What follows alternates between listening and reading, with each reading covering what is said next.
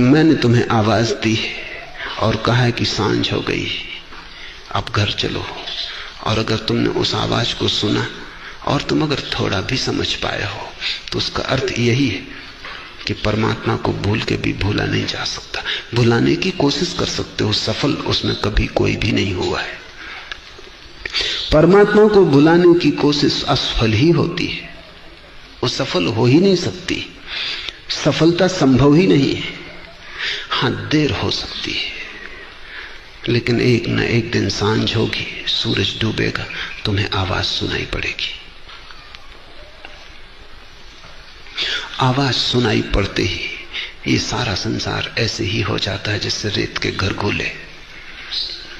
फिर उनसे पैदा हुए वैमनस्य, ईर्षा, संघर्ष सब खो जाते हैं। अदालत, मुकदमे, बाजार, हिसाब किताब सब व्यर्थ हो जाता है जब घर की याद आ जाती है। घर को कभी कोई भूलता है?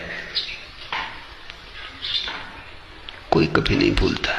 ठीक ऐसी ही घटना कबीर के जीवन में है। एक बाजार से गुजरते हैं, एक बच्चा अपनी मां के साथ बाजार आया है। मां तो साग सब्जी खरीदने में लग गई है और बच्चा एक बिल्ली के साथ खेलने में लग गया है। वो बिल्ली के साथ खेलने में इतना तल्लीन हो गया कि भूल ही गया कि बाजार में, भूल ही गया कि मां का साथ छूट गया है, भूल ही गया कि मां कहां गई। कबीर बैठे उसे देख रहे हैं। वो भी बाजार आए हैं अपना जो कुछ कपड़ा वगैरह बुनते हैं बेचने, वो देख रहे हैं। उन्होंने देख लिया है कि मां भी साथ थी इसके, और वो जानते हैं कि थोड़ी देर में उपद्रव होगा क्योंकि मां तो बाजार में कहीं चली गई और बच्चा बिल्ली के साथ तल्लीन हो गया है। अचानक बिल्ली ने छलांग लगाई, वो एक घर में भाग गई। बच्चे को होश आया, उसने चारों तरफ देखा और जोर से आवाज दी मां को। चीख निकल गई। 2 घंटे तक खेलता रहा। तब मां की बिल्कुल याद ना थी। क्या तुम कहोगे?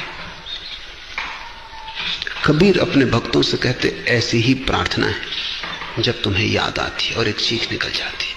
कितने दिन खेलते रहे संसार में, इससे क्या फर्क पड़ता है?